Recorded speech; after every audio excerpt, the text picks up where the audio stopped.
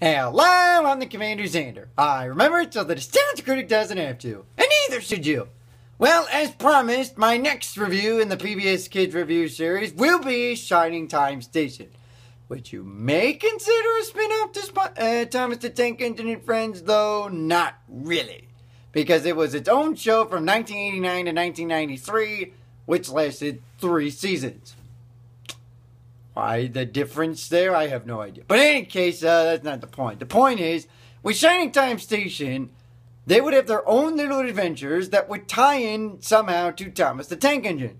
That's because Mr. Conductor would usually be involved, and he would tell stories of Thomas and Friends, as you've probably seen from Thomas the Tank Engine and Friends, from before they went computer animated. Now, unlike Thomas and Friends, where you had a bazillion different people doing the narrator, there were only 2 actors that did Mr. Conductor in the show. 3 if you count Alec Baldwin doing him in the Thomas the Tank Engine movie. But as far as the show, it was Ringo Starr and George Carlin, whom you may remember I reviewed an episode of each of them narrating a Thomas the Tank Engine and Friend episode. Those 2 did the portraying of Mr. Conductor in this one. So, if you like more trains, then you're gonna love Shining Time Station. And check out this intro. So we got George Carlin portraying Mr. Conductor in this episode. You also got Stacy. You also got Billy. Billy was essentially the Native American spirit, if you know what I mean. Stacy manages Shining Time. And there's Thomas! Yes, he's in this one too. Welcome to Shining Time. Population 5006, give or take. What made you decide on that number? Just curious.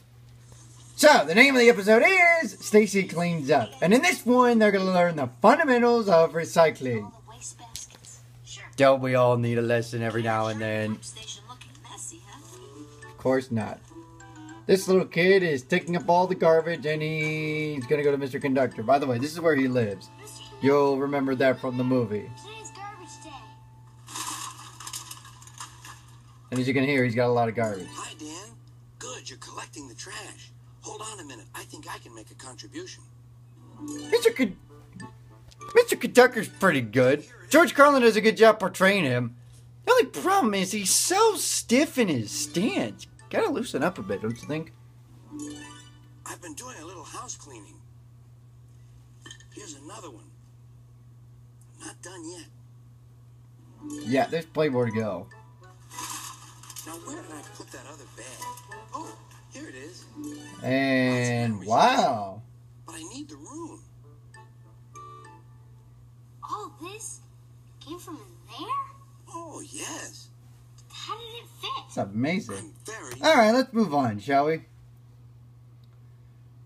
So it turns out that there is a... Oh yeah, they're the Jukebox Cowboys. But there's a local newspaper boy that comes out with a paper that says that one of the dumps is shutting down. What a shame. Where are we going to put our garbage? Happy birthday, Tito. For me? You shouldn't have. We know.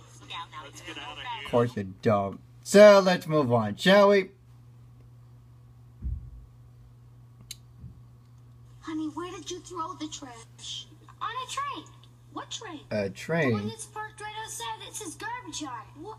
Oh. There's a garbage train? Oh. Excuse me, sir. Is that your train outside? Ah, it is. The one marked A garbage? Scottish engineer. I am Stacy Jones. And a fine lad he is.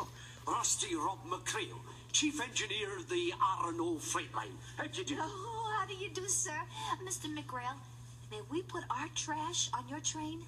You might as well. Everyone else has. Oh, that's terrific. Becky, get all those empty paper Okay, cans he out was of the being little sarcastic. box we have to throw away.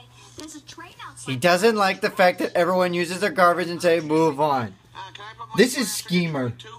Hi, you may. That's my kind of train. Yeah, Schemer throughout the series would have, well, I hate to use the pun, but schemes to try and earn himself some nickels so he can play on the jukebox machine. Kind of reminiscent of Ed and Eddie and the Jawbreakers, don't you think? I'm reading a map. Come begin. complicated things maps are. Has anyone ever taught you how to read a map, lad? Wait a minute. You're a fucking engineer and you don't know how to read a map?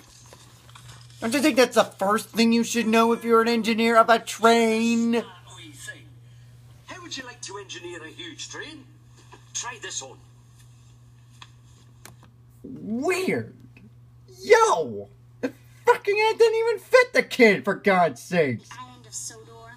Oh, indeed there are. James had quite an experience with honeybees. I'll never forget it. Neither will With you. this garbage, it left bugs, and that reminds you of when James encountered with the bees. You've probably seen from Thomas and Friends. Trevor the traction engine was enjoying his work in the Vicar. So if you're familiar with Thomas the Tank Engine and Friends, then I'm sure you're aware of the fact that George Carlin is narrating Hello, a Trevor, said James. story. You look as bright and cheerful as my red paint. Oh, I am, replied Trevor. So Mr. Conductor, although this is George Carlin, narrates the story of how James had to deal with a bunch of bees. To the station. The vicar says his bees make good honey, and he's giving some of them to his friends. Oh, by the way, they get stuck on James, and then one stings James, and James becomes Rudolph the Red-Nosed Reindeer. Take care, you Here's your two. fucking Don't spoiler let the alert. bees angry. They might sting you.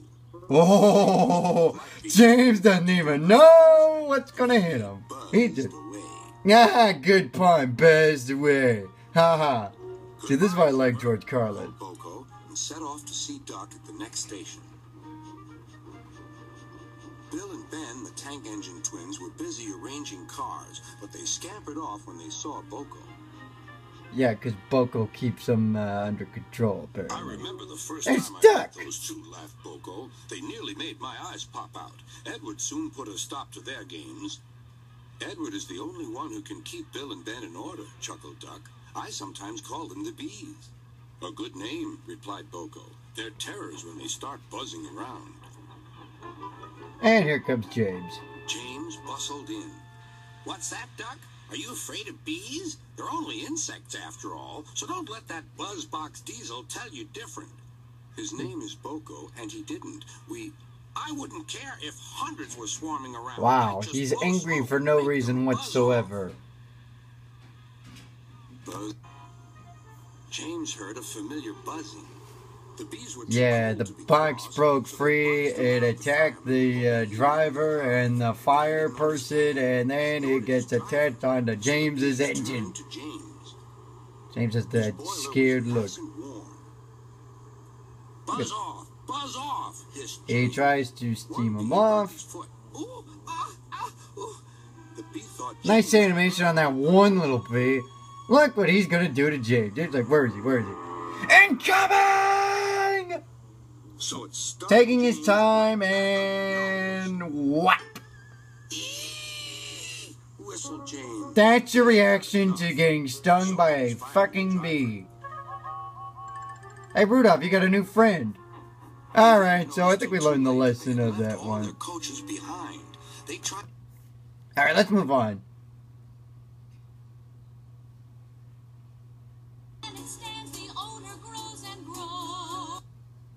We got some singing apparently involving the environment. Hey Captain Planet, you paying attention to this? This is in your alley. What the hell? Just like you and me. A difference you would How did the fish go from brown to gold? Good lord, this is Betty Boop's wannabe. Interesting graphics with that. So they decide to help out the poor Scottish engineer. How do they help him? Recycling! The alternative solution to throwing garbage away.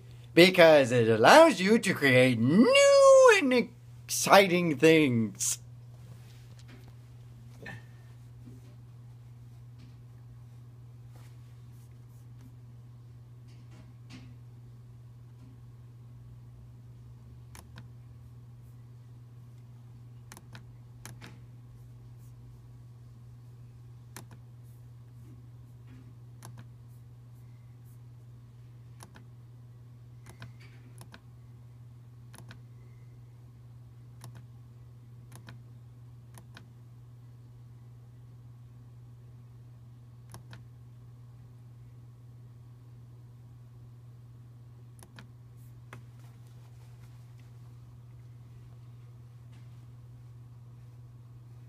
My apologies for the poor connection. There we go. Good today than you know.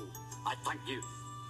Will we see This little girl is responsible for saving this little engineer's life. Well, it's Saving hard to say, him a heartache. but, And allowing him to start a new career in whenever you recycling. see a pile of trash that needs to be sorted and hauled somewhere nearby, I'll be there. Wish me luck. Oh, good luck. Oh, we will. Well, While you're at it, Just in case.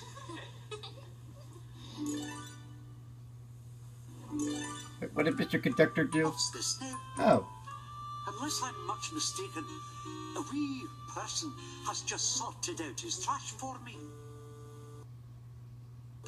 call that sorting. Goodbye, everybody. Hey, if you have a fortune of success, you better be planting that pot of gold at the end of the rainbow, laddie. And while you're at it, don't forget your garbage. Reach for the speed. This is the ending to every Shining Time station. You just see a train rolling along as the credits come flowing by.